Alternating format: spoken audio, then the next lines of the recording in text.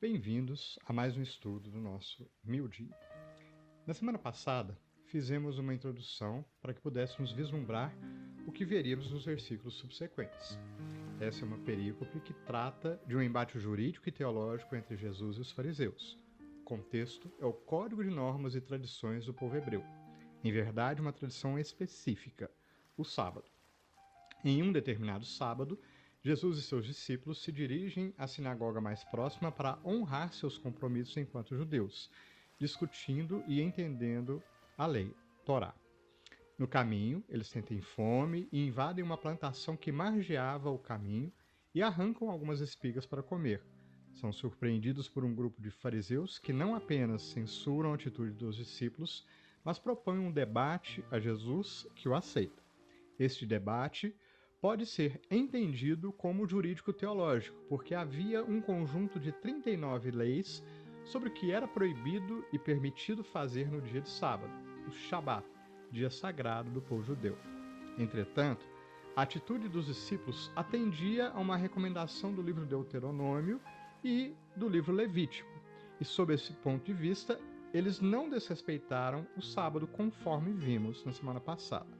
É proibido fazer jejum no dia de sábado, portanto, eles estavam com fome e foram se alimentar.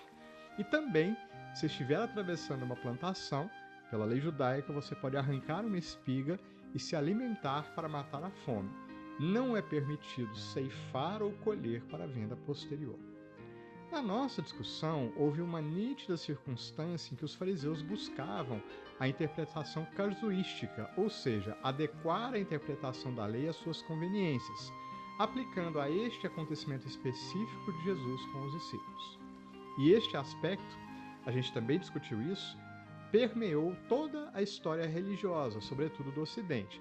Sempre que um religioso, ou um homem público, pessoas de autoridade, queriam utilizar a espiritualidade, o conjunto de crenças e valores religiosos para justificar um erro pessoal ou buscar condenação na conduta dos outros, se utilizavam de versículos da Bíblia ou outro conjunto doutrinário, trecho dos textos sagrados, enfim, retirando de contexto ou distorcendo as interpretações, aplicando segundo seus caprichos e anseios pessoais. No contexto do versículo 1, que a gente estudou, e de toda a perícope, observa-se uma dentre muitas outras ocasiões onde os fariseus buscam colocar Jesus e os discípulos em uma situação que pudessem ser incriminados e condenados. E a condenação para a desobediência de qualquer desses 39 itens da lei judaica era a morte. Se a gente lembrar, Jesus desencarnou sob uma pena de morte, né? Esse é um fato que merece destaque. E também merece destaque que Jesus tenha conseguido se contrapor frontalmente aos fariseus de forma tão contundente e evidente, e ainda assim tenha conseguido transitar livremente pela região por mais de 3 anos, sem ser preso, executado e levado diretamente às autoridades da Palestina à época. Aquele era um ambiente muito hostil, polarizado, cheio de animosidade e de rancor, né? Qualquer coincidência com os tempos atuais não é qualquer semelhança com os tempos atuais não é mera coincidência, né? Então, naquele contexto, Jesus havia se tornado, na sua trajetória, uma figura pública e era chamado a opinar, né? Algumas pessoas buscavam-no porque queriam realmente aprender e compreender a lei de Deus, mas outras, de forma maliciosa, queriam simplesmente colocá-lo em uma situação difícil. Esse era o caso dos fariseus. O exemplo claro disso é o episódio em que Jesus responde, né? Dai a César o que é de César e a Deus o que é de Deus. Exemplo esse magnífico. Outro caso típico foi o apedrejamento da mulher adúltera. Entre tantos outros que a gente viu Jesus ser colocado em xeque e se sair de forma majestosa. Pois bem, hoje continuaremos a debater nessa linha. O versículo a ser discutido é o 2 do capítulo 12, e ele diz assim: E os fariseus, vendo isso, disseram-lhe: Eis que os teus discípulos fazem o que não é lícito fazer no sábado. Nos versículos seguintes, Jesus expõe seus argumentos naquele debate ali estabelecido. Roma dominava a região administrando de forma bem peculiar. Ela queria apenas o dinheiro e os benefícios. Ela não interferia nas questões e querelas locais. Vamos lembrar que é justamente por isso que Pôncio Pilatos lava suas mãos, né? É bem esse exemplo que a gente está dando. Então, nós vamos concentrar o nosso estudo de hoje na palavra lícito. Essa palavra tem duas faces. Num dicionário jurídico, né, ela pode ser definida como aquilo que é conforme a lei. É tudo aquilo que atende à norma e às exigências legais. Então, a pergunta que vai iniciar o debate de Jesus e as nossas discussões é: de acordo com qual lei? Ora, existe mais de uma lei?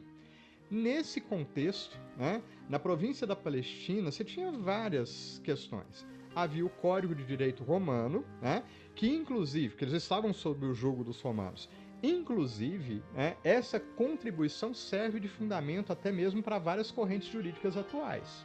Mas você também tinha o conjunto de leis da legislação do Sinédrio, que era a autoridade judaica, né? Ou seja, é a legislação da raça judaica, exemplo dessas 39 leis que compunham essa legislação. Por exemplo, Paulo de Tarso, Saulo, à época, né, ele foi possivelmente um dos maiores juristas dessa escola. Né? É uma escola de direito canônico. Dentre outras que a gente poderia citar aqui. Então, só para citar duas leis que eram correntes à época. Tá? Mas aqui, parece-nos que Jesus não está assumindo como norma nenhuma dessas leis. Esse raciocínio pode ser embasado, e a gente pode enxergar isso em outros versículos do próprio Evangelho de Mateus. Vamos ver. Lá no capítulo 5, versículo 20, a gente lê assim, Jesus falando: porque vos digo que se a vossa justiça não exceder a dos escribas e fariseus, de modo algum entrarei no reino dos céus. Aqui, Jesus propõe um desafio de superação, e não de desobediência, como muitos interpretam. O desafio é conhecer e respeitar a legislação da sociedade na qual se está inserido, mas assumir uma conduta de regras de vida que é muito superior a esta legislação, a esse conjunto de regras. Vai muito além disso, exceder, ir além, ser mais completo, inteiro e integral. Se cumprirmos as leis do Sinédrio e do Fórum Romano, você vai ser aceito nesse reino. Lembra, o reino de César. Agora, se as suas aspirações dizem respeito ao reino dos céus, que é imaterial, intangível, que não se situa em um local específico e em local algum da terra, deve-se superar a legislação do mundo e adotar como regra de vida alguma coisa maior, mais exigente e mais plena. Então, a gente deve buscar entender essa lei que Jesus toma como norma de vida, que se contrapõe ao que o farisaísmo da época toma como norma de vida. Esta é a proposta de Jesus. Pois bem, nós não temos na nossa cultura, nos nossos hábitos, costumes e valores, o resguardo do sábado. Ele é um dia para nós, é um dia comum como outro qualquer. Portanto, é difícil entender essa discussão através da cultura do sábado. A gente vai propor algo que se encontra no texto bíblico e que seja mais próximo do nosso dia a dia, do nosso cotidiano, para a gente entender melhor. Vamos buscar uma passagem de pano de fundo para esse nosso entendimento, que é a passagem da cura do servo do centurião, que está colocada em Mateus, João e Lucas. A gente vai falar um pouco de cada um dos evangelhos e centrar a nossa análise no texto de Lucas.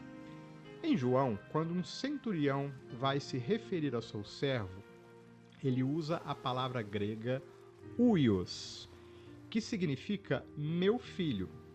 Mais ou menos da mesma forma como nos referimos a um rapaz mais jovem pelo qual temos apreço. A gente chama ele de filho, né? Principalmente se a gente já é de mais idade, como eu. Não se sabe ao certo, possivelmente não, tá? Mas não se sabe ao certo se esta palavra foi verdadeiramente utilizada pelo centurião. Ao que parece, comparando com os demais evangelhos, João teve um certo zelo, um certo cuidado ao utilizar essa expressão, pois João era judeu e as regras de vida do judaísmo da época eram extremamente rígidas e duras. Daqui a pouquinho a gente vai entender o porquê desse zelo. Tá? No Evangelho de Mateus, quando ele descreve a passagem da cura do servo do centurião, a palavra em grego utilizada é pais, que pode ser traduzido de 3 formas. Pode ser criança, menino ou servo jovem. A maioria dos tradutores utiliza a última. Aqui a gente tem uma informação relevante nessa diferença, pois não era comum da parte de um centurião romano se referir a um servo judeu dessa forma. E em Lucas, a passagem diz assim: e o servo de um centurião, a quem muito estimava. Então, aqui a palavra em grego para estimava é íntimos, que quer dizer amava, e só era utilizada no contexto do mundo grego em 2 situações: quando ia se referir a um filho ou a um cônjuge. Olha que informação. Continuando, no Evangelho de Lucas. A quem muito estimava, e estava doente e moribundo, e foi Jesus com eles. Mas quando já estava perto da casa, enviou-lhe o centurião uns amigos, dizendo-lhes: Senhor, não te incomodes, porque não sou digno de que entres debaixo do meu telhado. Notemos, havia uma proibição nas leis, nas regras e normas judaicas, de que um judeu permanecesse sobre o mesmo teto de um gentio. A punição para isso era de 40, na verdade 39, porque nunca se chegava ao 40, bastonadas. Mas aqui nessa passagem há uma outra informação, que não tem nas demais. Esse centurião, ele amava o povo judeu. Se a gente lê lá integralmente, a gente não leu aqui, mas se a gente lê no Evangelho de Lucas, isso está bem claro lá. Inclusive, foi ele que financiou e organizou a construção de uma sinagoga em Cafarnaum.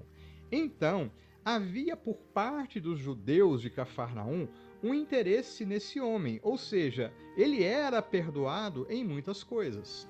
Aí surge uma pergunta: se ele era tão bem visto na sociedade de Cafarnaum, por que ele ainda assim disse a Jesus para não vir à sua casa?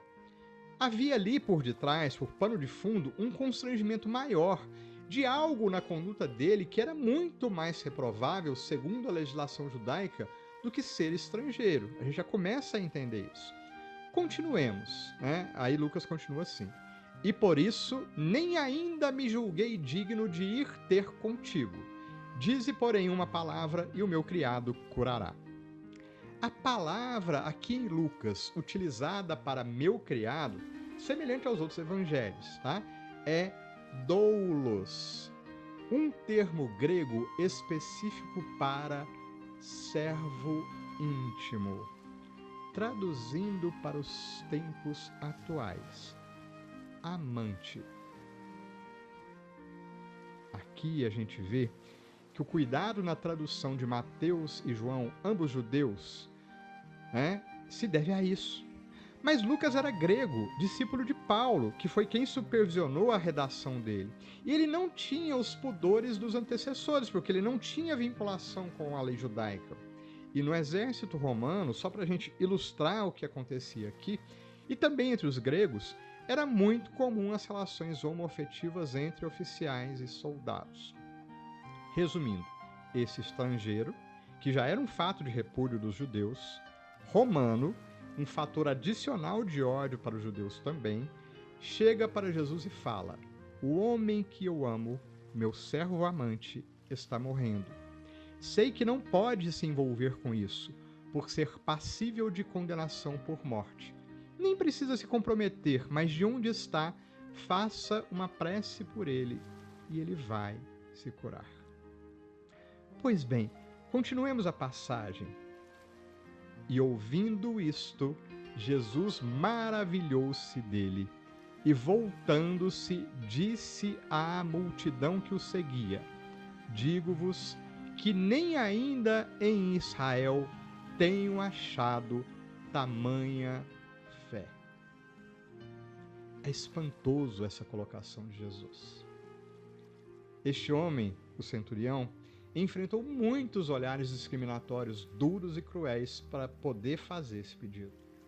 E Jesus se volta para a multidão, ou seja, para quem precisava ouvir, dizendo claramente: esse estrangeiro romano, militar e gay é melhor que todos vocês. Essa leitura, essa interpretação é surpreendente. Quantos doutores e estudiosos do Evangelho leram esta passagem e não quiseram admitir o que estava sendo dito? A irmã Aila, em suas interpretações, diz da forma como os judeus oravam. Era assim: Senhor, eu sou judeu, eu mereço que o Senhor me dê tal bênção, tenho feito tanto, eu mereço. A prece desse centurião é assim: Senhor, eu não mereço, mas faça sua vontade mesmo assim, porque eu preciso, por amor. Refere-se aqui a outro tipo de fé, de outra qualidade.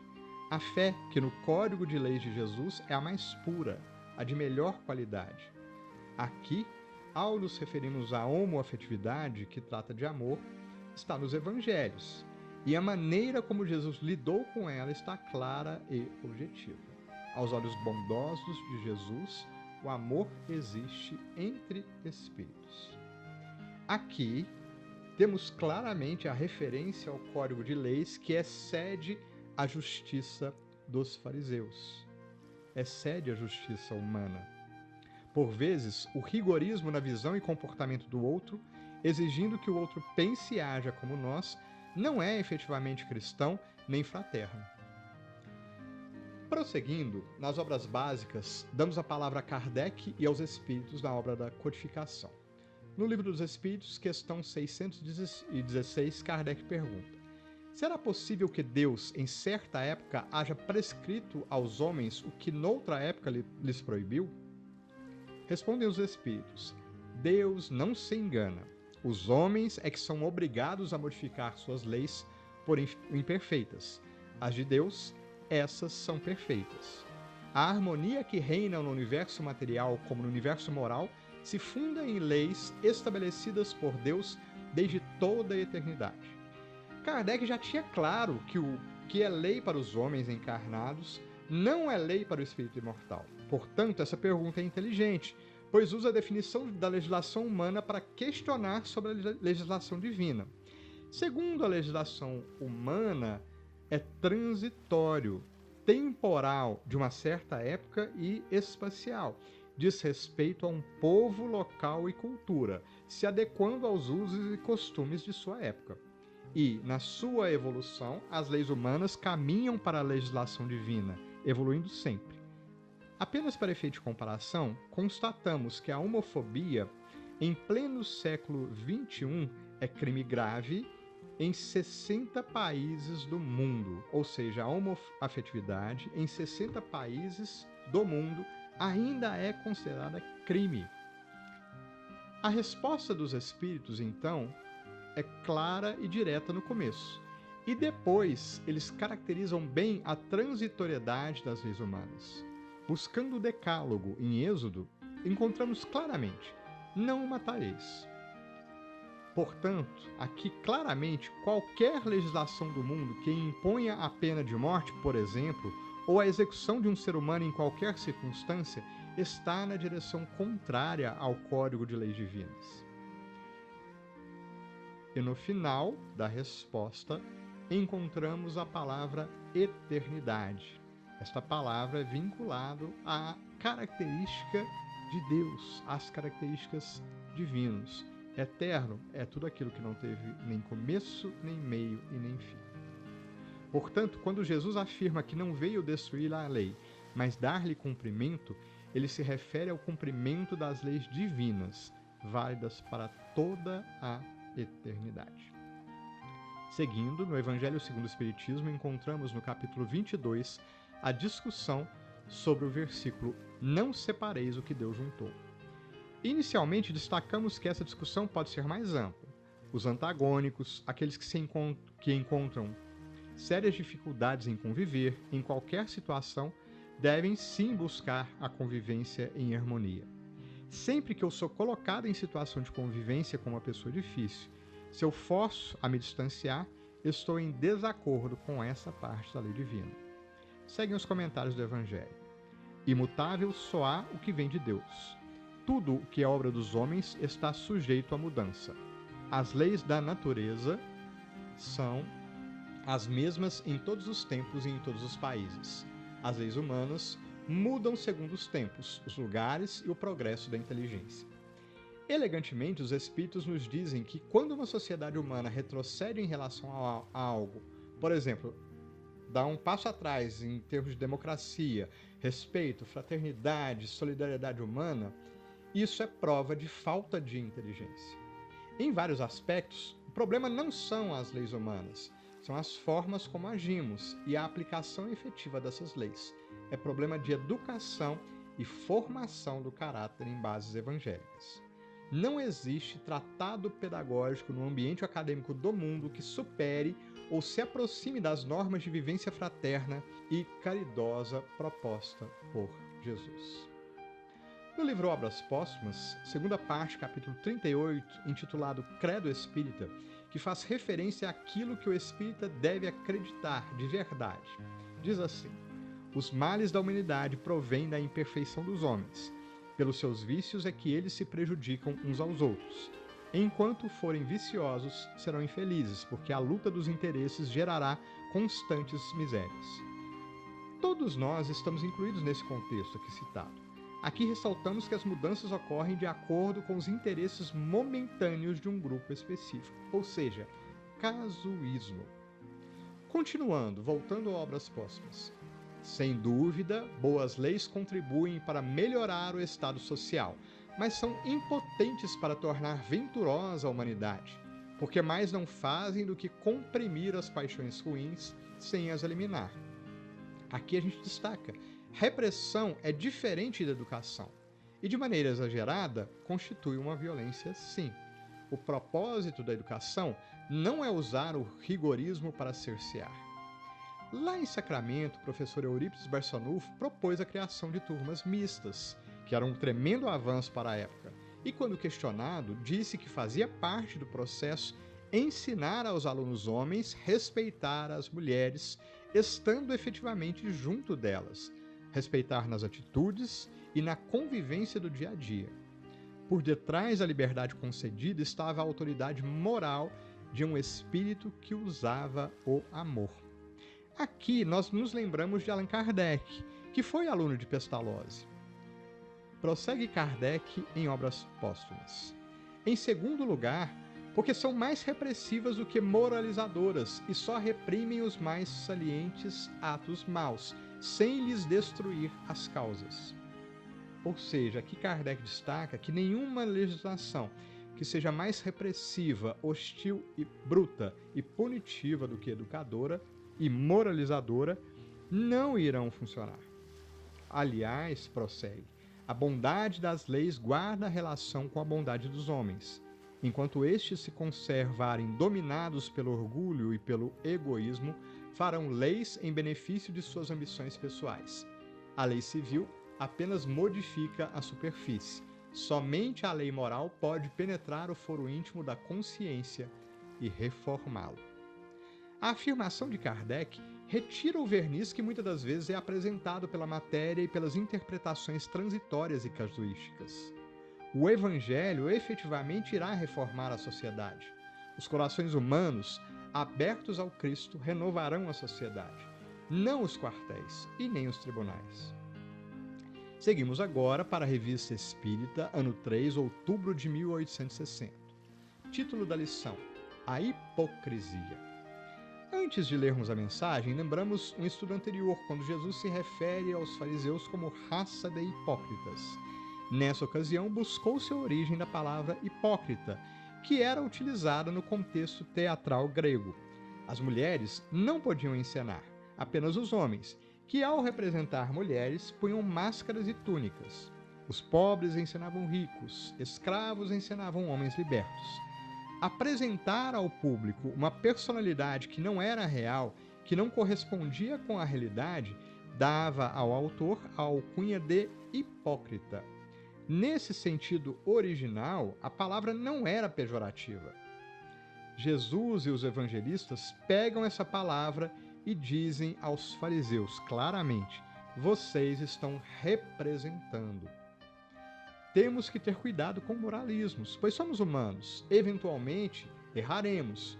Por isso, temos que ter cuidado ao apontar os erros alheios. Devemos nos considerar espíritos em luta, em combate íntimo, todos nós. E todos temos problemas e defeitos, muitos deles inconfessáveis. Inicia assim a mensagem. Deveria haver na Terra dois campos bem distintos, o dos homens que fazem o bem abertamente e os do que fazem o mal abertamente. Mas não, o homem não é franco nem mesmo no mal, afeta a virtude. Nessa mensagem, aqui o espírito de Lamenais, se refere àqueles que querem aparentar o bem. No vídeo do Miudinho, Aloysio Elias faz referência a uma letra de Dominguinhos que ilustra bem seus pensamentos. E diz assim: Deus me proteja de mim e da maldade de gente boa, da bondade da pessoa ruim. Deus me governe e guarde, ilumine e zele assim. A referência de Allan Kardec ao homem de bem é a expressão de um espírito que busca a misericórdia em todos os seus atos. Continuando a mensagem de Lamenais. Hipocrisia, hipocrisia, deusa poderosa, quantos tiranos procriaste? Quantos ídolos fizeste adorar? Notamos, pela ênfase do autor, o quão contundentes são essas questões para o nosso espírito. O coração do homem é realmente muito estranho, pois pode bater quando está morto e amar em aparência a honra, a virtude, a verdade, a caridade. Aqui ele referencia que devemos tomar cuidado, pois esses processos sedutores estão entranhados no nosso dia a dia, inclusive presentes e arraigados no movimento espírita. Continuando. Diariamente o homem se prostra ante essas virtudes e falta à sua palavra, desprezando o pobre e o Cristo. Lamenais reforça aqui que não se ama o Cristo sem se amar o oprimido, os que sofrem e os que caminham no erro. A história do cristianismo primitivo é construída sobre um amor profundo do Cristo e dos apóstolos pelos oprimidos e marginalizados, pelos perseguidos e pela minoria. A Casa do Caminho foi erguida para receber estes corações. Ela também recebeu Saulo/Paulo, recebeu Sadoc e todo o farisaísmo. Ela também os acolheu, mas ela não foi erguida em nome deles.